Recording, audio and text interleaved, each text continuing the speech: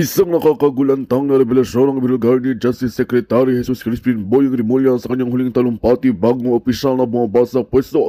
Sa kanyang emosyonal ngunit matapang ang pagsasalita, diretsahan niyang sinagot ang mga matitinding isyu matagal nang ibinabato sa kanyang liderato, mula sa kontrobersyal na mga kaso hanggang sa unang panghihimasok ng politika sa hustisya. Ayon kay Rimulya, panahon na upang ilantad ang mga nakabinbin at itinatago na katotohanan sa loob ng sistema. Binanatan din niya ang ilang personalidad sa gobyerno na umunoy ginagamit ang kapangyarihan para sa pansariling interes gaya umano ng Pangulo, at nagbabala na rin na hindi siya mananahimik kahit wala siya sa pwesto. Nani niya ang katotohanan ay hindi makakatakas kahit sino pa man ang nasa itaas. Samantala, sa matsaring reaksyon ang agad na sumiklab matapos ang kanyang mga pahayag. May mga pumuri sa kanyang katapangan, ngunit may ilan ding nagdududa sa motibo ng kanyang pagbubunyag. Habang tahimik pa ang palasyo sa isyu, inaabangan ng taong bayan kung may kasunod pang pagsisiwalat ng dating kalihim at kung ano ang magiging epekto nito sa gobyerno sa darating na araw. At yan nga ang balitang ating pagkakatutukan, ngunit bagong lahat, siguraduhin mag-subscribe at ihit ang notification bell para sa patuloy na pagtutok sa mga silap ng bagong balita sa tunay na boses ng masa.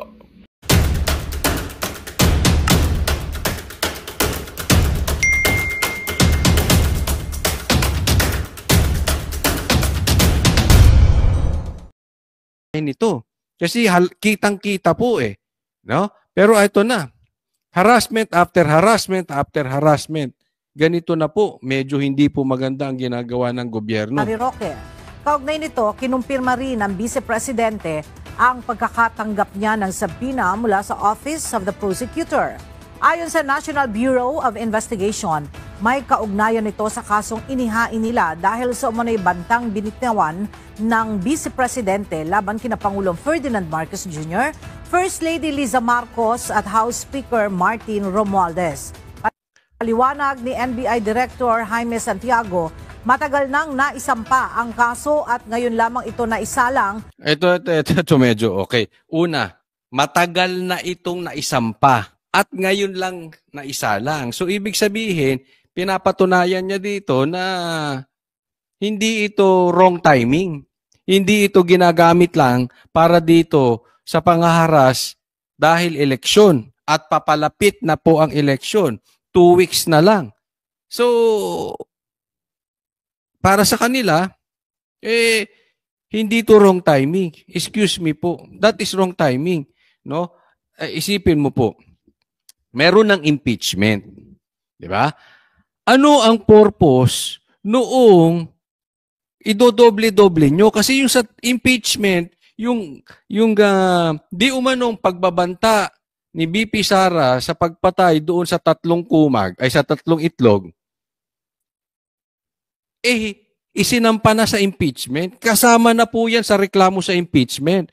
Tapos meron pang kaso ngayon. No, so hindi nila ma-proceed yung impeachment dahil sabi, after the 19th Congress, saka pa to aayusin. Saka pa nila haharapin to. At ito, ibig sabihin, after the election pa. But ang problema nila ngayon, kailangan nila na maihinto ang pangangampanya ni BP Sara. So, again, kaya dinoble nila. Meron ng impeachment, may kaso pa, tapos ngayon, hindi umuusad ang impeachment, uusad ngayon yung kaso. Bakit? Again, parehas nung ginawa kay Tatay Digong. Alam natin, tama si Robin Padilla na sinabi, kaya pinakidnap ito si Tatay Digong dahil siya po ay siya ang #1 crowd drawer. Pag nag-ikot po si Tatay Digong sa mga kampanya ng Team Duterte, talagang ubos ang bansang Pilipinas mag-a-attend at talagang mahihirapan po sila dito. Sa kabila po yung sa rally ng Bongbong Marcos, wala po, nilalangaw. So, inawat, pinadala si Tatay Digong sa ICC. Biglaan nga niyan Diba? Biglang nagkaroon. Ang tagal na pinag-uusapan niyan, hindi umuusad. Ngayon, biglang may ICC. Same thing kay VP Sara. Bigla naman ngayon, pinapatawag ng korte. Again, Same para hindi makapagkampanya sa PDP laban. Dahil alam natin ang lakas ng Duterte. So nagkamali sila, pinadala nila si Tatay doon, akala nila manghihina po ang PDP senators, mag-give up na, manghihina ang taong bayan. Pero nag-backfire eh. So mali sila ng calculation. Tapos nag-iikot si BP Sara. Syempre, ang tingin ng taong bayan, PRRD at BP Sara ay iisa dahil Duterte yan. So, kinukuyog ulit si BP Sara. Talagang pinagkakaguluhan ng taong bayan. Again, na-miscalculate nila. Kaya ito naman, pipigilan si BP Sara. No? So, ang dami talaga nilang medyo mahina talaga ang nagpapayo dito kay Bongbong Marcos. Yung kanyang political advisor, lahat po ng ginagawa niya mali. You know? Kikita nyo, wala di ba? Dapat, kung siya talaga ay ginagawa niya yung dapat, posibleng hindi na maalala ang Hindi na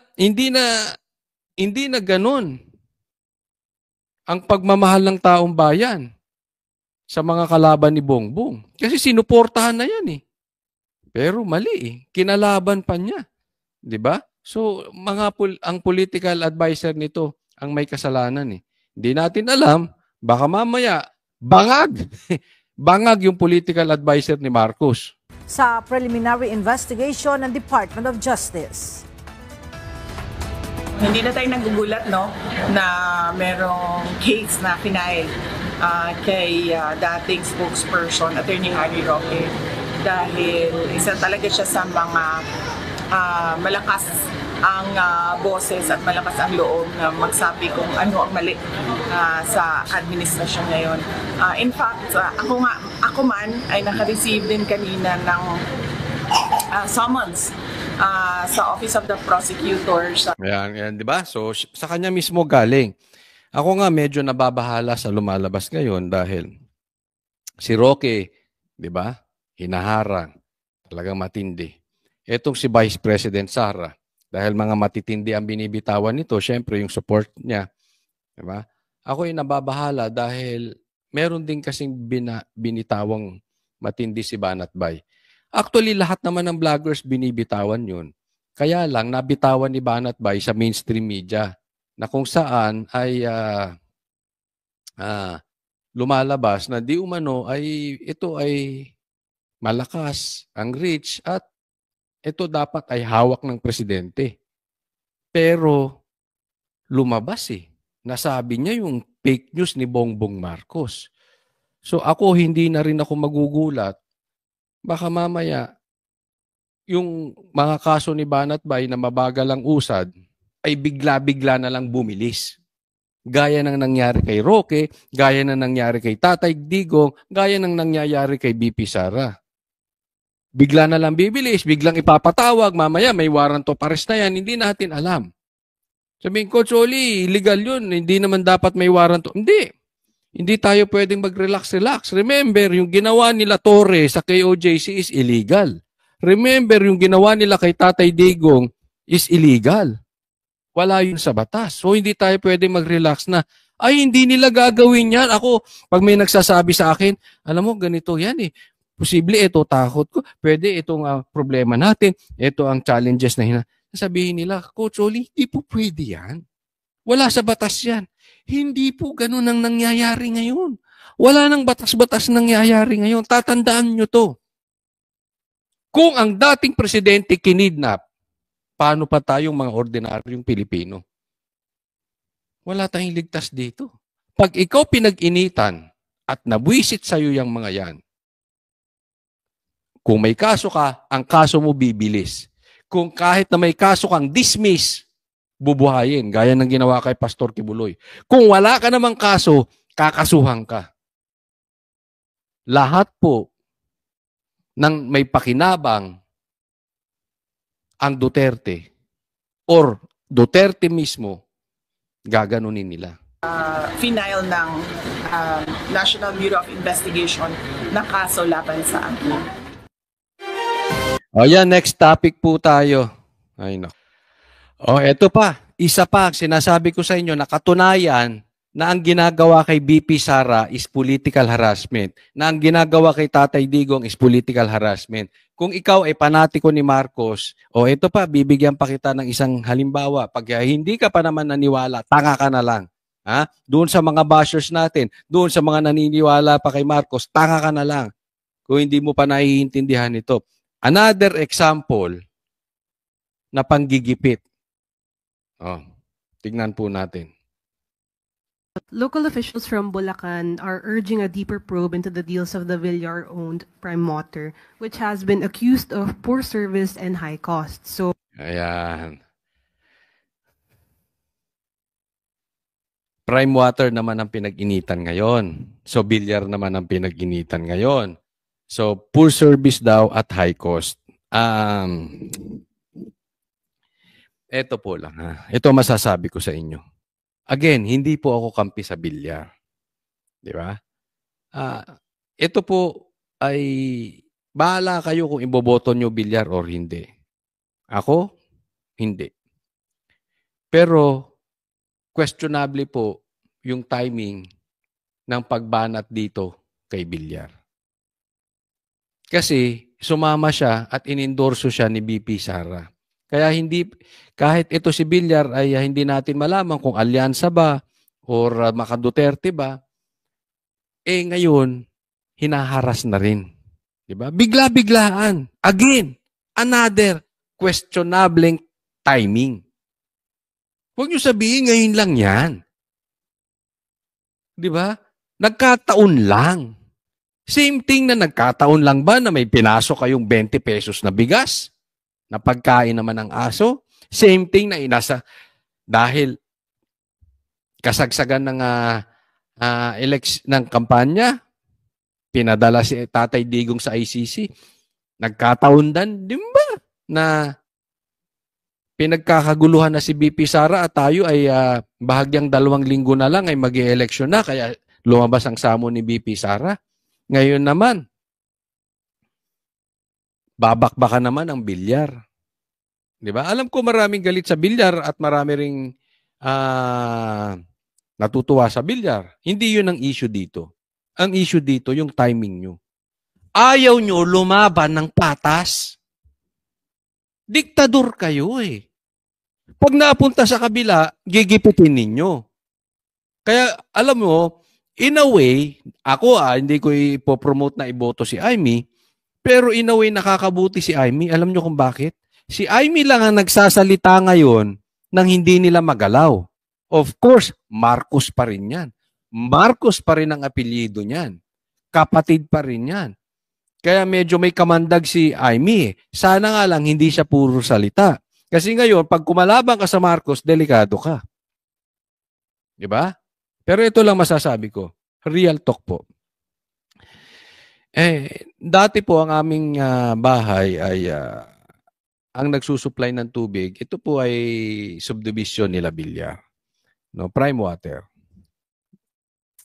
At yung sinasabi nilang poor service at saka medyo mahal, hindi naman siguro. Medyo siguro mahal ng konti. But of course, subdivision yan eh. Poor service, I really don't think so. Kasi kahit nasa second floor ka, pwede mong itodo yung tubig, mabubutas ang bunbunan mo. Okay? Ngayon, hindi ko alam sa ibang projects nila. Baka palpak. Ang kinukwento ko lang sa inyo, yung realidad from my experience. Malakas ang tubig, kahit nasa taas ka, kasi usually sa baba lang ang mataas ang tubig, malakas ang tubig, sa taas wala na. Wala pong water interruption unless may scheduled cleaning. Isa pa yung maganda. Meron silang cleaning talaga. So, regular yan, kaya yung tubig malinis parate. No? So, again, hindi to pinagtatanggol. Ito lang yung talagang nangyari. Hindi, kahit po hindi kami napuputulan ng tubig. Di ba? Hindi po, yung iba sinasabi may El Nino, kinakapos sa tubig. sa awa ng Diyos, kami naman po hindi namin na-experience lang. Yan. Occasionally, before, nung may malalakas ang bagyo, na talagang natumba yung mga puno, etc., etc. But alam naman yan natin. Pero naayos pa rin. Bukod dyan, approve ako sa prime water na sinasabi nila. Itong serbisyo. No? So, well, again, hindi yan ang issue. Ang issue ko dito yung timing. How does the palace respond to this call? Unang-una po, sinabi po natin na ang kakulangan sa serbisyo ay walang puwang sa administrasyon ni Pangulong Marcos. Ang kakulangan sa serbisyo ay walang puwang kay Pangulong Marcos. Binahanga kayo ng binaha, wala kayong nagawa, bilyon pesos pa. Bilyon pa ang nako. Serbisyo, walang puwang. Wow. Anong serbisyong binibigay nyo sa gobyerno? Tinanggalan nyo ang PhilHealth. Wala kayong ginagawang infrastructure. Puro palpak ang ginagawa ninyo. And then here you are, sasabihin mo kay walang puwang. Alam mo, Claire, fake news ka rin. Junior. Ang pangangailangan po ng tao sa malinis na tubig, sapat na supply ng tubig, ay dapat lang po nararapat at hindi pa negosyo lamang. Karapatan sa sapat na tubig at malinis na tubig. Again, napaliwanag ko na yan. In my experience, sapat po yung tubig na sinusupply nila. Actually, higit pa sa sapat. At malinis po. May regular cleaning pa nga eh. So kung ako tatanungin, in my opinion, Claire Castro, fake news ka. Kundi ito ay dapat na kinakalinga. Fake news peddler ka. Yan yung nila no? Yan yung mga salita nila na binitawan. Siyempre, yan ang susundan nila. Yan ang spin nila eh. Pangangailangan ng taong bayan. Mag-uutos po ang Pangulo para mag-imbestigahan po ito. Follow up. Mag-uutos po ang Pangulo para imbestigahan ito. Parang yung mga tanungan, Parang tanim-tanong. Bibigyan ko pa kayo ng isang tanim-tanong. Considering that one of the administration's bet, Representative Villar, is directly linked to Prime Water, are we still confident in the service that she could provide if she's elected as a senator? Kita nyo? Ibinalik kay Camille. Isang kandidato. Di ba? Kayo ba hindi nakakahalata? Itong media, nagiging tanim-tanong kayo, ha? Di ba? Yun na yung tumbok nun di ba? Di ba?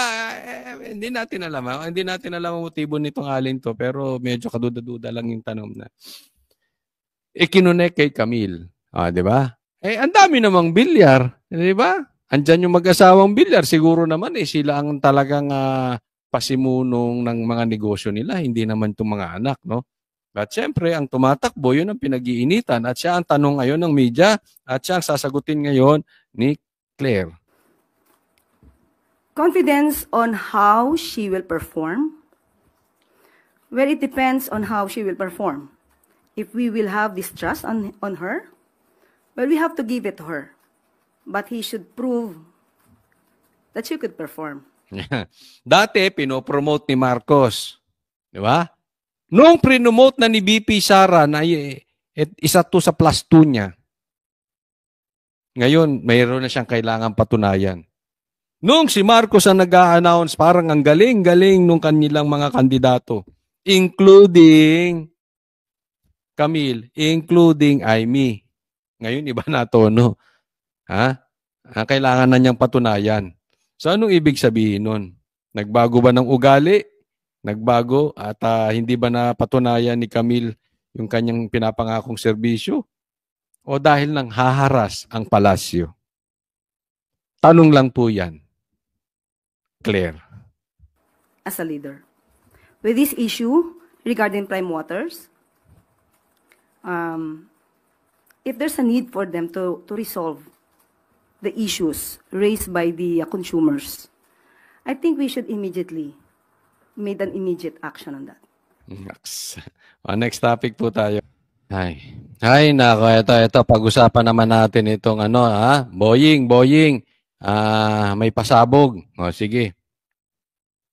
Inihayag ni Justice Secretary Jesus Crispin Ano? Remulla na posibleng ikagulat ng publiko ang resulta ng ginagawang investigasyon ng Department of Justice sa nangyaring kidnapping at pagpatay sa negosyanteng si Anson Ke. Si Ke at ang kanyang driver ay natagpuang walang buhay sa Rodriguez Rizal, Kamakailan. Ayon kay Remulla, natukoy na ang mga Ito na. May posibleng ikagulat ng publiko.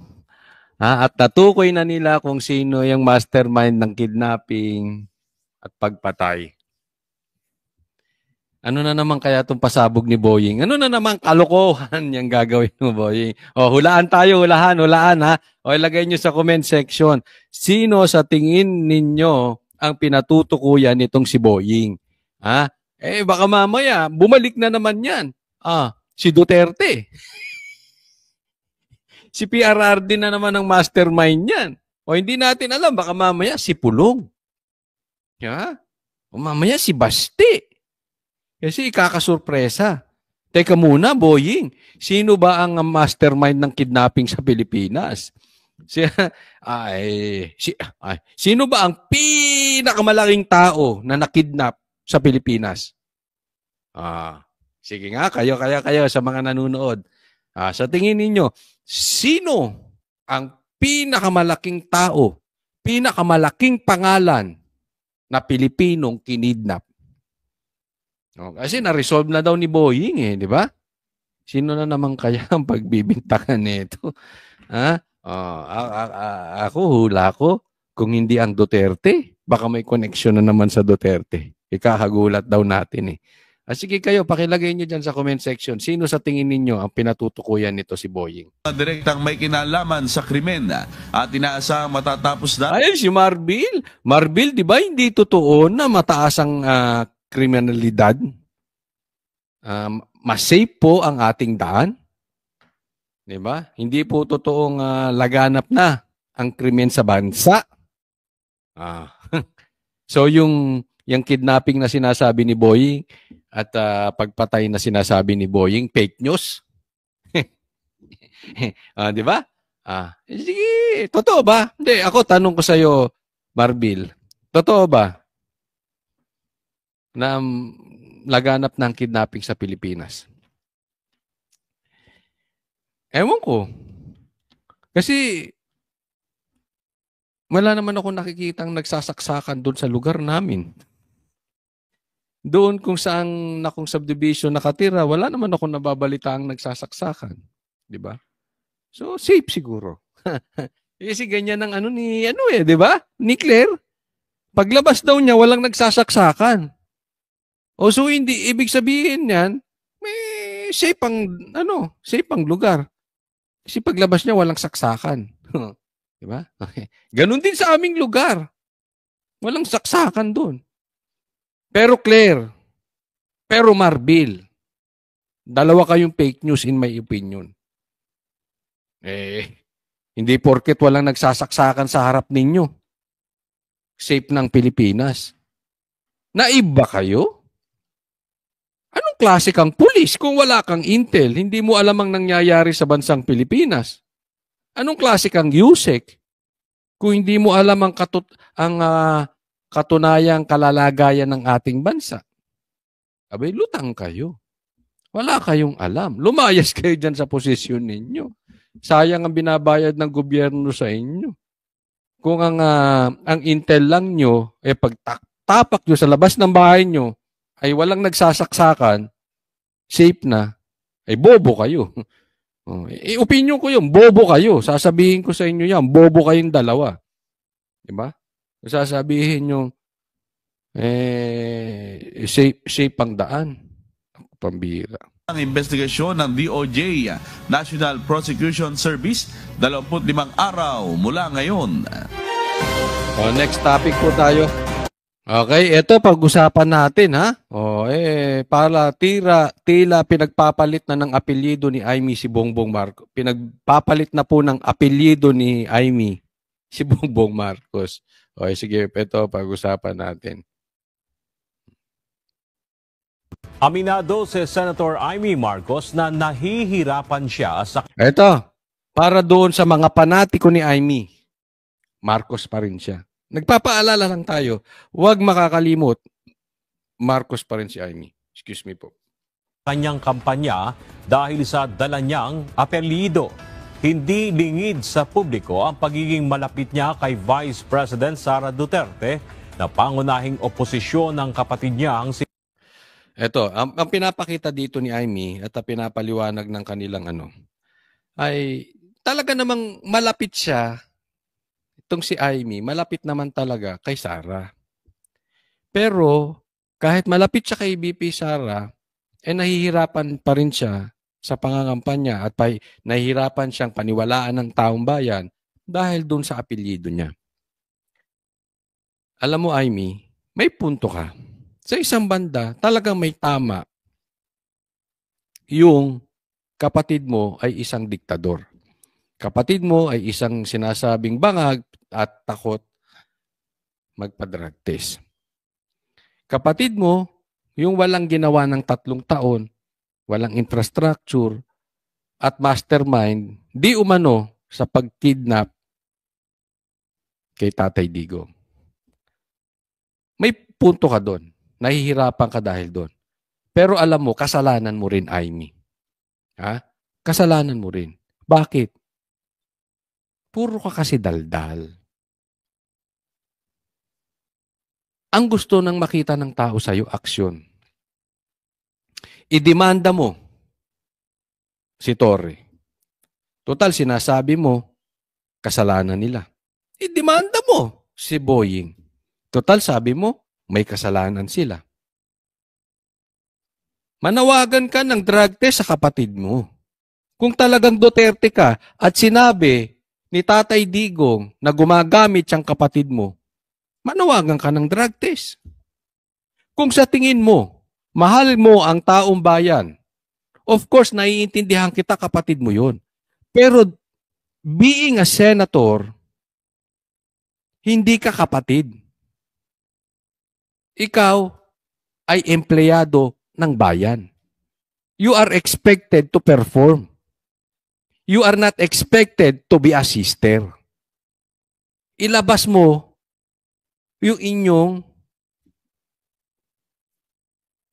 pagkakamag-anak, inyong pagkakapatid, para ituring ka ng tao na isang senador. Kasi tinuturing ka nilang kapatid dahil yung actions mo ay galaw kapatid. Isinisi mo ng lahat doon sa pagkidnap kay Tatay Digong. Pero hindi mo diniin yung kapatid mo. Lahat na lang sinabi mo sa kanila. Yung kapatid mo wala kang sinasabi. Sinabi ni Tatay Digong, bangag yung kapatid mo. Wala kang salita. Tapos sasabihin mo, Duterte ka. Kasi ang nakikita ng taong bayan, kapatid ka. Dahil yun ang pinapakita mo, kapatid, hindi ka senador. Tama or tamang-tama? Kaya, kung gusto mo paniwalaan ka ng taong bayan, ang gusto ng taong bayan, aksyon, hindi dada. Antayin natin. Pero huwag kang mangangako na gagawin mo after the election. If you want the support ng mga Duterte, gawin mo before the election. Antayin natin. Pero kung walang dumating, you are all talk. Lip service. Pangulong Ferdinand Marcos Jr. Kamakailan ay biniro ni BP Sara ang senadora at sinabing magpalit na lang ito ng apelyido para makaiwas sa issue. Gayunman, sinabi ni Senator Amy na hindi niya ito kailangan. Sa palagay ko, hindi ako dapat magpalit kasi tapat ako sa turo ng aking ama. Yun, parang yun ang pagpapasaring. Ito, medyo pasaring ito, kaya lang hindi pa rin diretso. No? Dahil sinabi nga ni BP Sara, magpalit na siya ng apelyido para hindi siya tinatamaan. Pero sa kanya, tapat daw siya sa tungkulin. Ano eksaktong sinabi niya? Tapat siya sa tungkulin. Ulitin natin. Magpalit kasi tapat ako sa turo ng aking ama. Okay. Tapat siya sa turing ng aking ama. Ibig sabihin si Bongbong hindi tapat. Isa pa yan. We are calling you, Aimee, to be a senator, not to be a sister. Alam mong mali ang ginagawa na ng kapatid mo sa pamamalakad dito sa gobyerno. Siya man or yung mga nakapaligid sa kanya, for discussion purposes, let's assume walang kasalanan si Bongbong. Kunwari lang, walang kasalanan si Bongbong, kasalanan lahat ng... Magandang balita ang hatid namin sa inyo ngayong araw. Sa pagtatapos ng aming balitaan, nagbigay kami ng mga mahalagang impormasyon. Maraming salamat sa pagtutok at pagsuporta sa aming programa. Huwag kalimutang manatili sa mga susunod na araw para sa mga bagong balita at mga kwento na dapat nating abangan. Mula sa Boses ng Masa, magandang araw, Pilipinas!